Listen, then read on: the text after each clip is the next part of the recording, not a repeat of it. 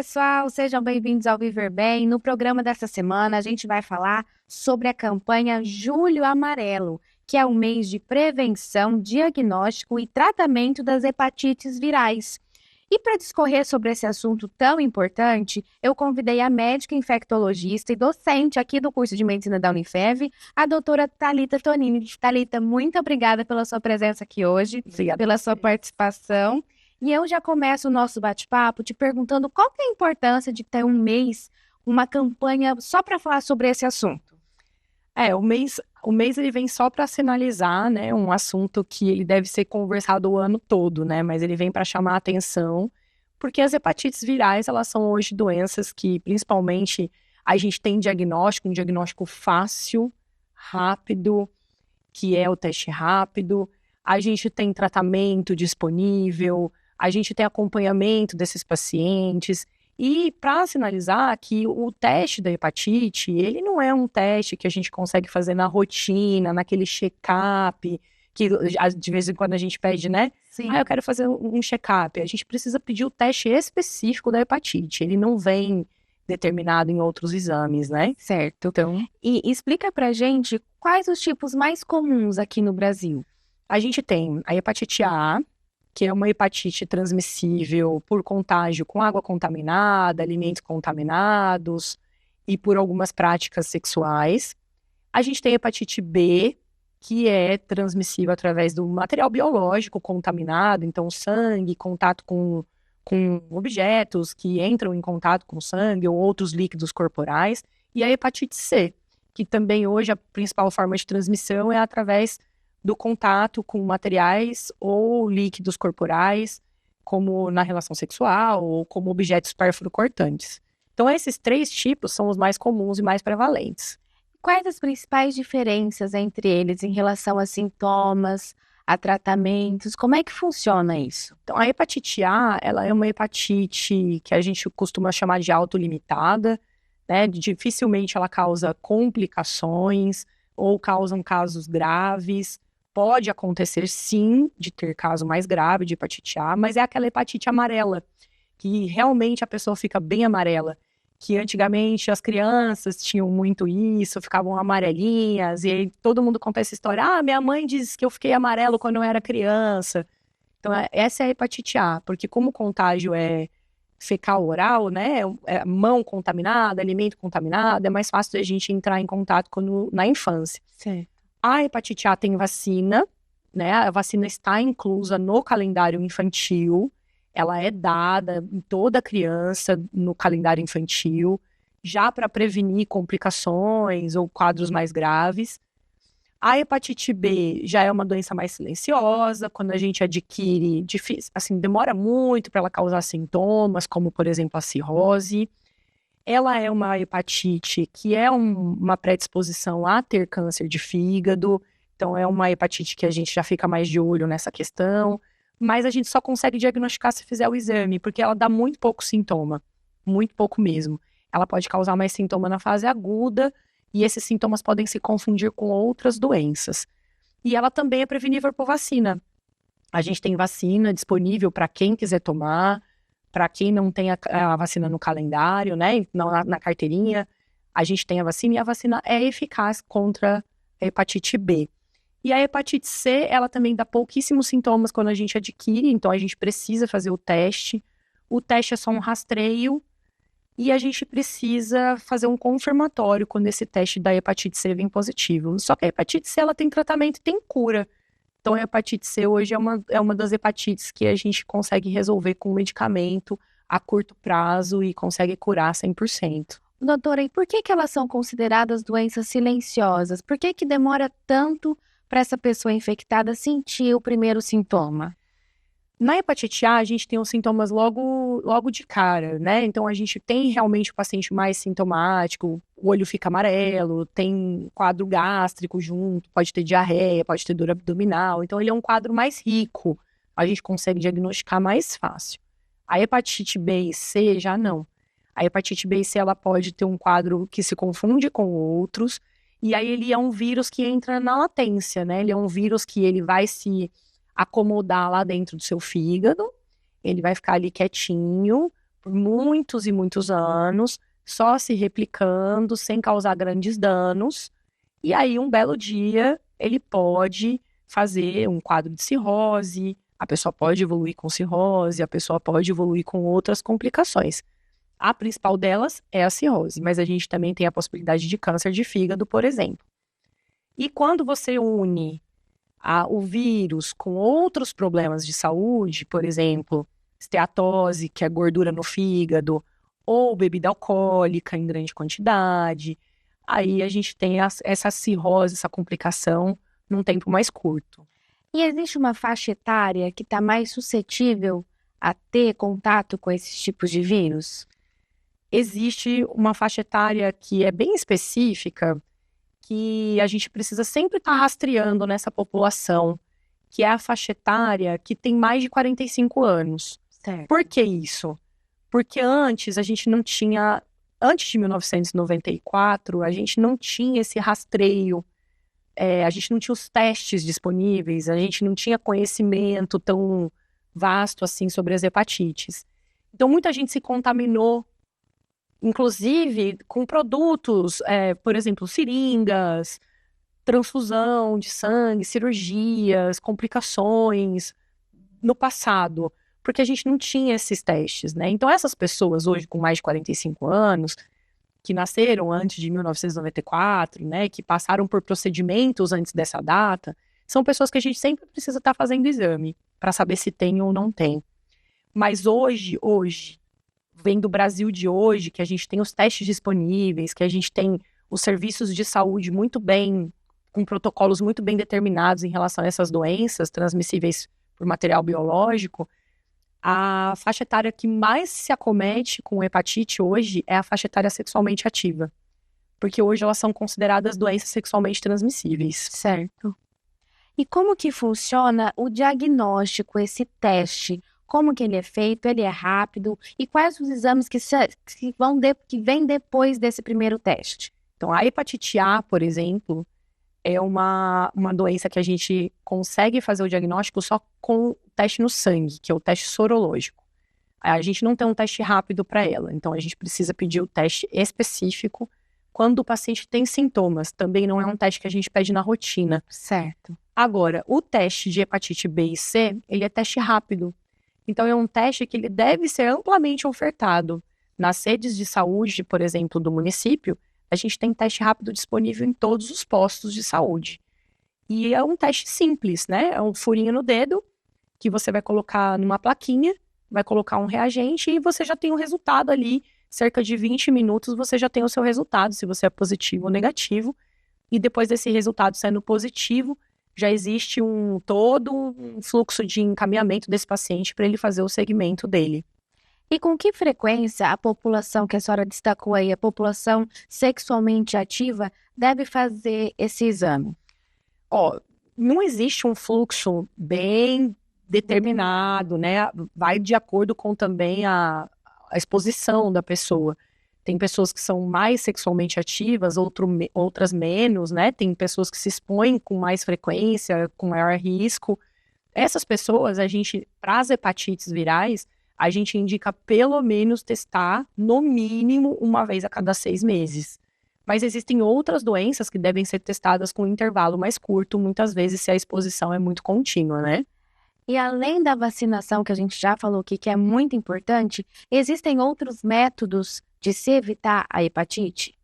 Como a gente considera ela uma doença sexualmente transmissível, né? O uso do preservativo é uma coisa que a gente nunca pode deixar de falar. Fundamental. É fundamental.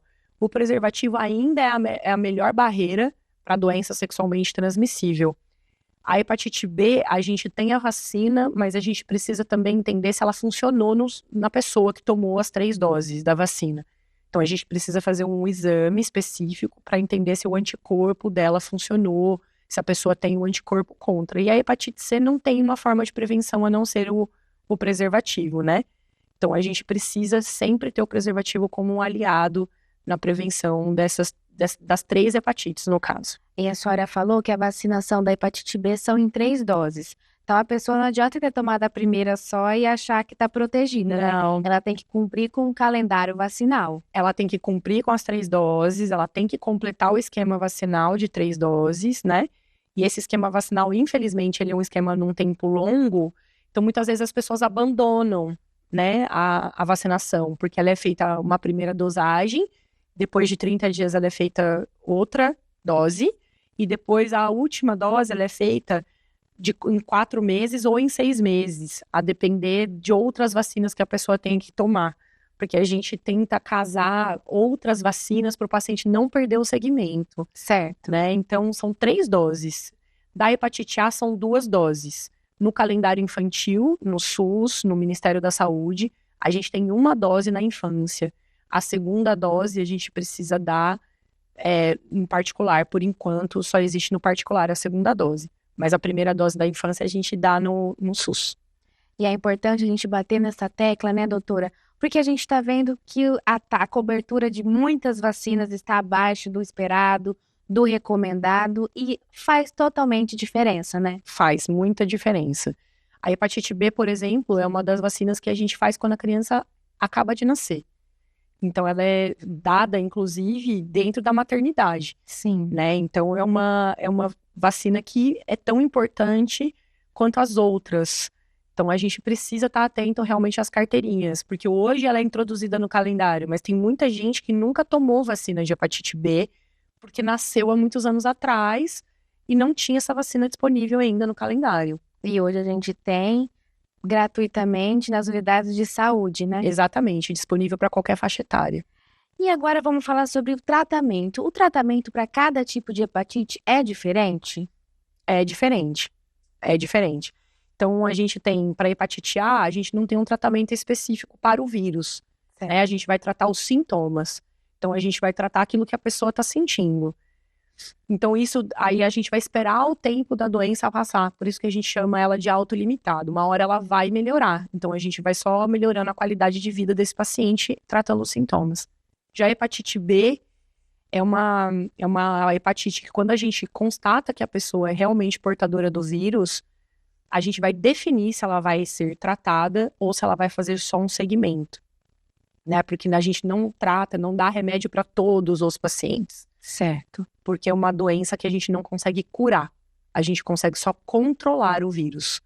Já a hepatite C, a gente tem hoje medicamentos extremamente eficazes contra a hepatite C, e a gente tem um tratamento de 12 semanas, às vezes até de 8 semanas, a depender do caso, chegando no máximo em 6 meses de tratamento, de 1 comprimido ou 2 comprimidos por dia, e com cura de 100% dos casos. Então, é verdade que a hepatite tem cura? A C. A C tem cura. As outras não. A hepatite A também tem cura. Então, a hepatite A gente cura porque ela se cura sozinha, entendi. Né? A hepatite C tem cura, a gente tem medicamento para isso. E a B vai depender muito do nosso organismo para a gente adquirir essa cura. A gente não tem um remédio eficaz para eliminar ela.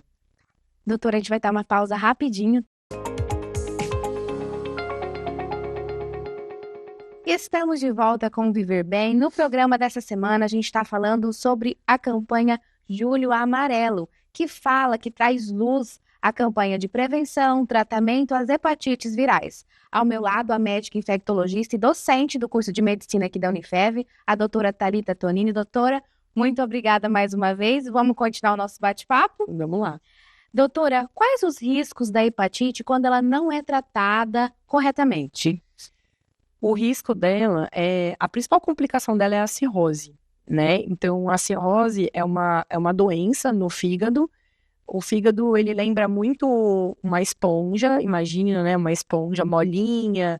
O fígado é um órgão bem, bem molinho, bem esponjoso mesmo. Quando a gente tem a cirrose, a gente tem o endurecimento desse tecido do fígado. E esse endurecimento, muitas vezes, a gente não consegue reverter. Né? Então, esse endurecimento é uma fibrose que a gente não consegue reverter e o paciente vai conviver com as complicações da cirrose para o resto da vida dele. Então, a principal complicação é a cirrose, que a gente vê tanto na hepatite B quanto na hepatite C. né? E a hepatite B existe um risco ainda de desenvolvimento de câncer de fígado. Então, essas são as principais complicações. A gente tem algumas complicações que a gente chama extrafígado, que podem acontecer fora do fígado, que podem ser desencadeadas pela presença do vírus no organismo. Essas complicações já são um pouco mais raras, mas também a gente tem que prestar atenção, como, por exemplo, dores articulares, manchas na pele, outros sintomas que são mais raros, mais difíceis da gente enxergar. Por exemplo, pacientes que evoluem com um quadro de trombose, que a gente não sabe de onde veio essa trombose. A gente sempre tem que investigar a presença do vírus das hepatites. Então, isso é uma das possibilidades. Já a hepatite A, ela dificilmente tem complicações severas. Mas uma das complicações é que o vírus pode se multiplicar numa velocidade tão grande dentro do fígado que pode causar o que a gente chama de hepatite fulminante. E inflama o fígado de uma maneira tão grande, que a única maneira da gente esfriar essa inflamação é praticamente fazer um transplante de fígado. Então, é uma complicação muito rara, é uma complicação grave, mas graças a Deus ela é uma complicação rara.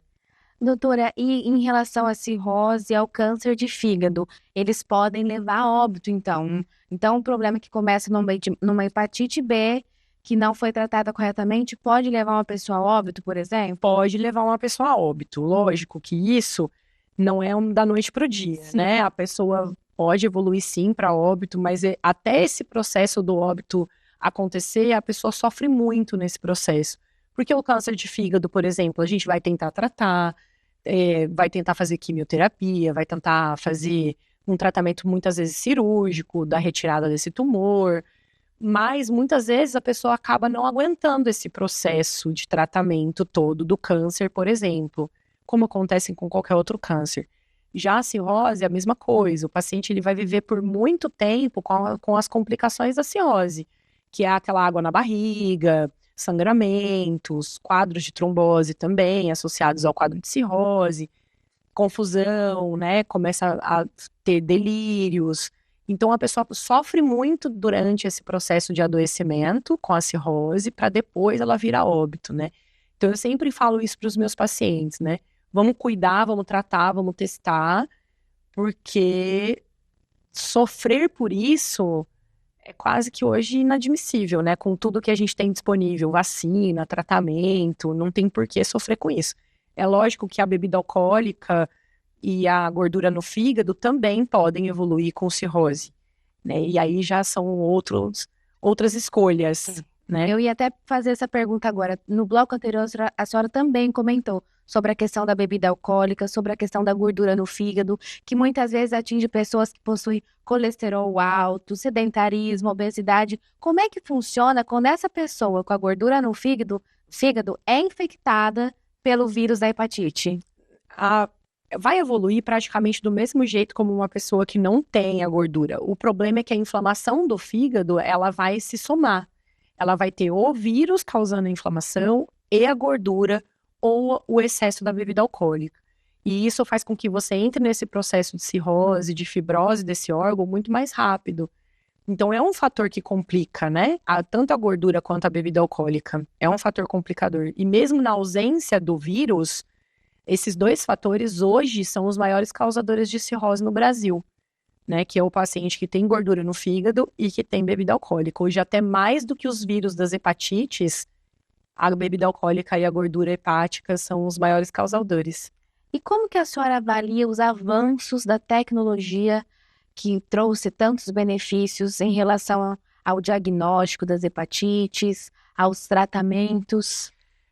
Hoje, assim, diferente de alguns anos atrás, nós não estamos falando, assim, de 40 anos, não. A gente está falando de 10 anos, né? De 10, 15 anos para cá, a gente evoluiu muito na questão do tratamento, principalmente em relação ao tratamento de hepatite C. Né? Antigamente, a gente tinha a hepatite C como um grande vilão na cirrose, por exemplo. E hoje a gente não tem mais isso. Se a gente consegue diagnosticar esse paciente, tratar esse vírus, e ele não tem outros fatores de risco, esse paciente não vai evoluir com cirrose, ele não vai evoluir com complicação. Ele vai tratar e vai curar. A gente não tem grandes evoluções na parte da hepatite B, mas a gente conseguiu a maior delas, que é difundir a vacina, que é colocar ela no SUS disponível para quem queira tomar, né? Para quem queira atualizar seu cartão vacinal em qualquer unidade de saúde, para todas as faixas etárias. Então, é uma coisa que a gente tem acesso hoje, né? E a hepatite a gente já tem no calendário da criança. Já é uma coisa que a gente já está introduzida. Então, todas as crianças, que é aquilo que a gente falou que deveriam estar sendo vacinadas, né? Elas têm acesso a essa vacina. Só que a gente precisa melhorar a adesão dos esquemas vacinais, né? A senhora acha que ainda há um tabu muito grande quando o assunto é hepatite? Eu acho que existe um tabu muito grande em relação a qualquer doença sexualmente transmissível. Então, quando hoje a gente está falando que a principal forma de transmissão é a via sexual, existe um tabu porque as pessoas não param para pensar que se você é sexualmente ativo, você corre esse risco. Você corre esse risco de ter hepatite. E é tão fácil, é só testar, é só fazer um furinho no dedo, o teste é disponível, é disponibilizado em todas as unidades de saúde, é de graça, é rápido, é indolor praticamente, é um furinho no dedo, né? Então não tem por que não fazer. Né? As pessoas não fazem realmente porque elas acham que aquilo nunca vai acontecer com elas. E como que a gente combate essa espécie de preconceito? Olha, eu acho que essa é a pergunta do ano, né? Porque como que a gente combate preconceito? Eu acho que a gente combate preconceito com educação, né? Então, eu acho que a gente tem que entender que ainda moramos num país onde existe muito tabu em relação a sexo, né? Não se fala abertamente sobre isso. E a gente tem muitas doenças sexualmente transmissíveis que são preveníveis.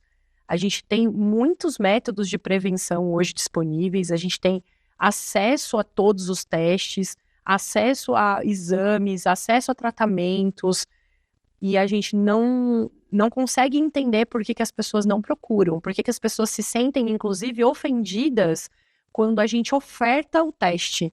Então, olha, vamos fazer um teste de hepatite, vamos fazer um teste de HIV, vamos fazer um teste de sífilis. Acha, imagina, eu não tenho isso não acontece comigo, isso nunca vai acontecer comigo.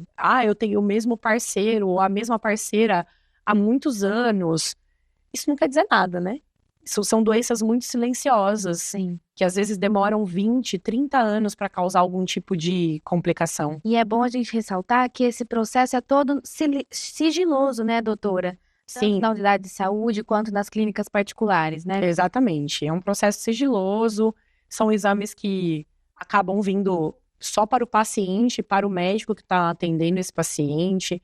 Não é um exame difundido, é um exame muitas vezes até difícil de interpretar, né, o resultado. Então, às vezes o paciente abre o resultado antes, não entende o que está acontecendo, entra em pânico. Então, é uma coisa até que é restrito, então, inclusive até a interpretação do teste, né? Então, precisa, o teste sorológico, eu falo, né, o de laboratório. Mas o teste rápido é tão simples, tão fácil, né? E ele está disponível, é só fazer. Doutora, para encerrar, queria que a senhora falasse em relação à gestante, a gestação. Essa hepatite, ela pode passar da mãe para o bebê? Como é que funciona isso? Sim, ela pode passar, né? A gente tem caso, a hepatite A não, tá? Mas a hepatite B e C, a gente tem transmissão vertical, que a gente fala, né, da mãe para o bebê, e a gente tem toda a pesquisa, tanto de hepatite B e C no pré-natal. Então, a gente consegue fazer essa prevenção, né? As mães que são portadoras de hepatite B, que, como eu já falei, ela não é uma doença que tem cura, a gente tem que fazer todo o controle dessa mãe durante a gestação, e se for o caso, a gente dá medicação para essa mãe, para ela não transmitir para o bebê. Não são para todas que a gente faz isso, mas para aquelas que se encaixam nos critérios, a gente usa a medicação. E a gente tem todo esse rastreio no pré-natal, tanto da mulher quanto do homem, para não haver a transmissão De um para o outro. de um para o outro durante o período gestacional. E não transmite na amamentação. Olha que bom, que Né? Então, a importante, gente né? tem que frisar isso, que não é transmissível na amamentação. A gente orienta que se a mãe tem corte, fissura, sangramento no bico durante a amamentação e ela é portadora de uma das hepatites B ou C, e ela ainda não tratou hepatite C, por exemplo, a gente orienta a usar o outro bico, evitar aquele contato com o sangue naquele momento. Certo. Mas pelo não é leite, não. proscrita a amamentação. Ela vai continuar amamentando normalmente.